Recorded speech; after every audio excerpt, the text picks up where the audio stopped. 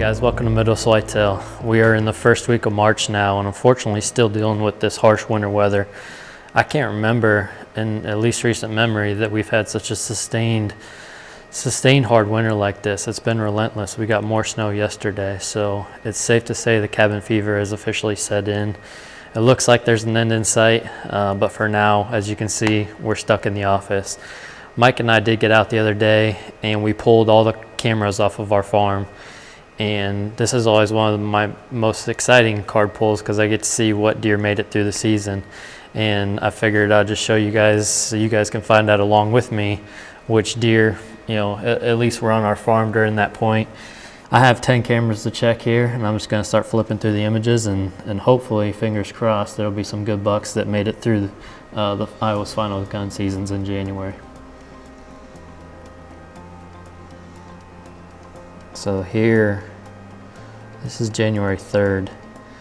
Here is our prodigy on the farm. Man, I don't think this deer, for sure not older than 3. He's been around since the summer, and I think there's a chance he's a 2-year-old, but man, you talk about potential. He's that kind of deer you just want to tie up to a tree for a few years and just see what he can be. I mean, he's unbelievable. He's been regular, but it's good to see him making it this late. Bobcat. One nice thing about this is there's so much food left over in this neighborhood that I'm hoping a lot of these deer shacked up on the farm and were content. You can see this is one of the mock scrapes I made, and they're still working it late into January 20th, with looks like 6 inches of snow on the ground. Alright, camera number 3. This was another one that was on a pretty popular mock scrape. Decent buck there. Working the scrape on January 13th. Alright, camera number 4. Still waiting to see a really good deer. And the snow pictures are just really cool pictures. So this is really close to our standing beans where the deer come out at the head of the slough. And a tree stand right in the background there. So this is a deer that I think is a 4-year-old. I've encountered him a couple times this year, but he was probably the most regular buck on the farm. Look at that, 1229. That is JJ Marino.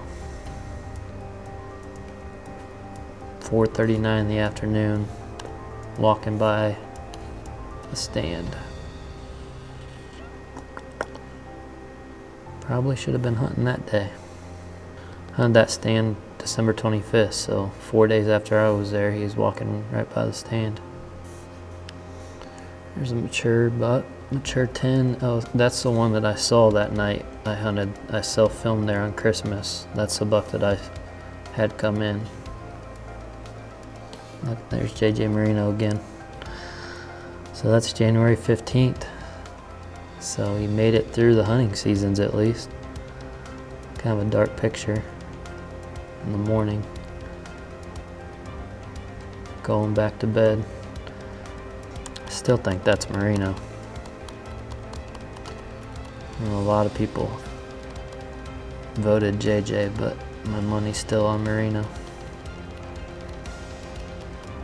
You'd think at some point we're gonna stop calling him JJ Marino and just pick one. This should be a fun camera to check because this one has been rolling since November 16th. This one's a little bit further back in the peninsula, so this was always a good spot. There's the prodigy. Got multiple beams. He's like a little baby. A lot of daylight movement in this spot. That's why it's really cool. That's a buck we call Bob. He's got a bobtail. There you go. You can see it there. He's all busted up this year. He was all over the farm last year. JJ Marino again on December 17th. And there he is again. Daylight, almost 8 o'clock in the morning on December 18th.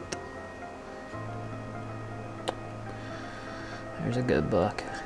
That is a deer last year that we were calling the 4-year-old 9, which would make him 5 this year and 6 this coming fall. There's a good view of him. There's a big old body on him. Look at that thing. He's a cool deer. We have both his sheds from last year too, so it'd be really cool to find those again. There's a better look at that Andy Reid buck. Look how stout that thing is. It looks like a football player. Bedding down right in front of the camera. Little guy wants to fight. That's funny.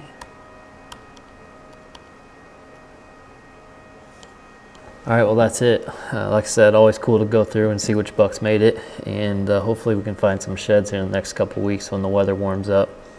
And also I'm looking forward to later in the summer trying to find some of these deer back and see what they look like. The other day I got to go to Bill's farm and film a segment on timber stand improvement, so we're going to go check that out now.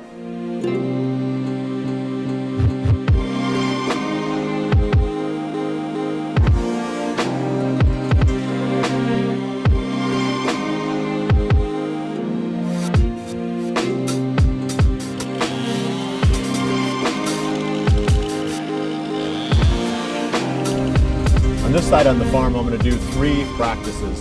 The first one is going to be taking these trees that I planted back in 2007 from acorns. And that's a practice called direct nut seeding. We've talked about it a number of times over the years on the Midwest Whitetail episodes.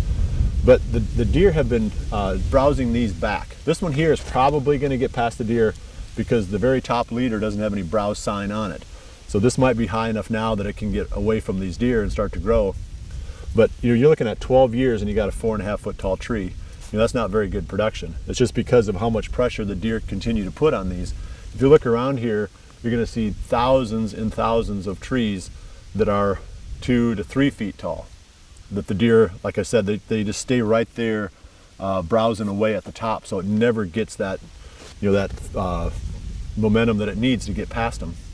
So Jesse Randall was here last year, and he did a lot of helped us out with a lot of segments, and one of the things that he recommended in this case was to go through and cut off these brushy little trees close to ground level, because then that entire root structure is funneling that energy into creating a new leader, a new sprout that will jump 5 to 6 feet tall the first growing season. So that's what we're going to do today. In fact, he even recommended coming in with a sickle bar mower and just mowing through here and cutting a whole bunch of these out and not even being nearly as precise as what I'm going to be with these shears.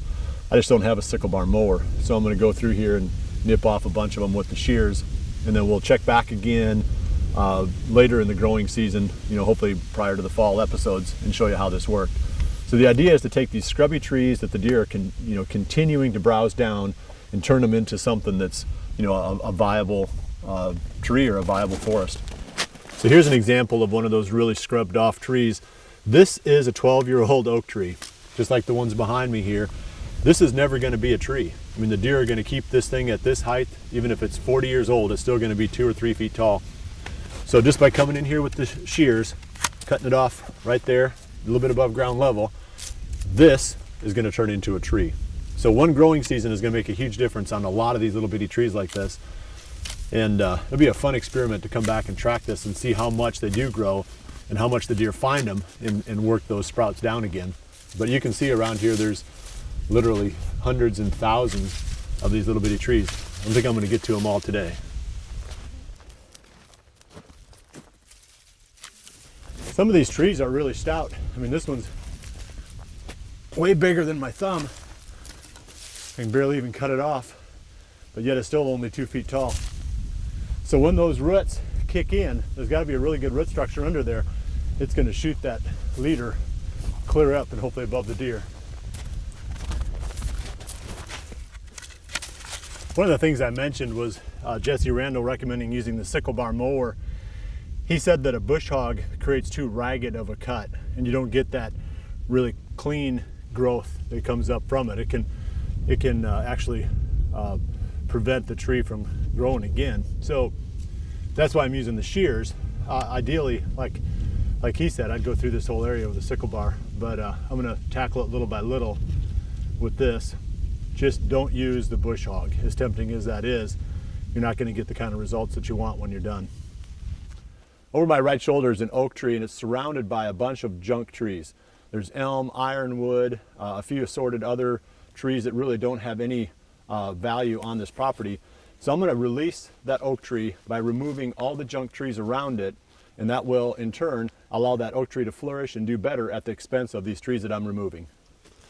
So this looks like an elm tree to me, and I'm gonna go ahead and cut this one down and not kill it. So if I wanted to kill it, I've got some Tordon RTU here, and Garlon is actually a better mix. I'm just using up the last of this that I've got. The Garlon doesn't do as much collateral damage. This Tordon, if you squirt it on a stump and then it rains, I mean, you can kill a lot of stuff around it. So I've gotten away from using it. I'm going to Garlon, but this is what I've got today. So I'm gonna drop this tree, cut it off about here, and then let it re-sprout. And I'm gonna treat this as one of the mineral stumps at this site.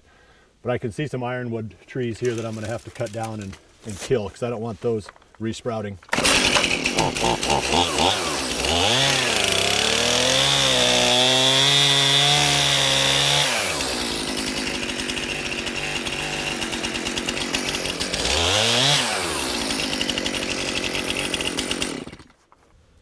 So I cut this one down, and this looks like an elm tree to me. They aren't quite as invasive as what those ironwoods are. So I'm gonna leave this one as a mineral stump. And I'm gonna let that re-sprout and let the deer browse on what comes up here. But I'm gonna jump around here and hit some of these others that I definitely know I need to kill. This is ironwood here. So this one I've gotta kill. And there's a few more of them here too that I need to kill. If I don't, these things really brush up, and the deer don't really eat them that much in my experience.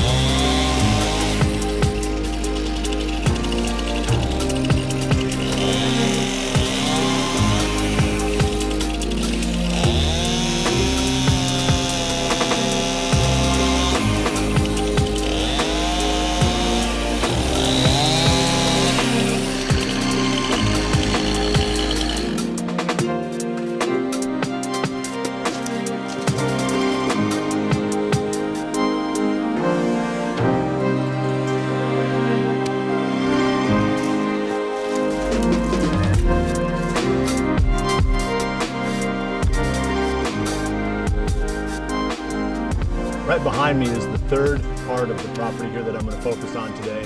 This is an area that I did a timber stand improvement project on about 10 to 12 years ago. Very aggressive, opened it up, got a lot of regeneration, but a lot of the trees that came in are junk. And as you can see now, they're starting to get tall enough where they're shading out the forest floor, so there is no more regeneration, no more habitat, no more browse at ground level. So about every 10 years or so, every 10 to 12 years, you got to go back through these timber stand improvement areas and clean up the stuff that comes in that's junk.